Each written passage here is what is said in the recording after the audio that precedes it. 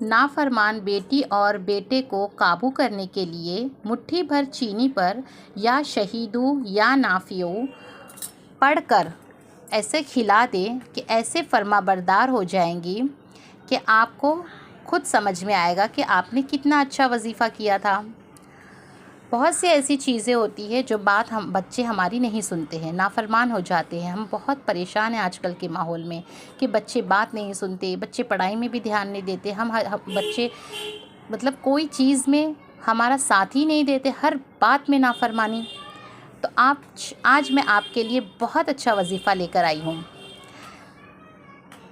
आपको क्या करना है, शक्कर लेना है।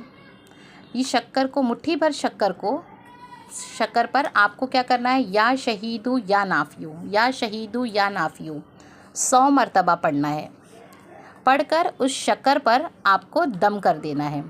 दम करके इस शक्कर का आपको क्या करना है, कोई भी मीठी चीज़ बनाए और इस शक्कर को उसमें इस्तेमाल कर ले और बच्चों को खिलाए, और घर में सभी लोग खा सकते हैं।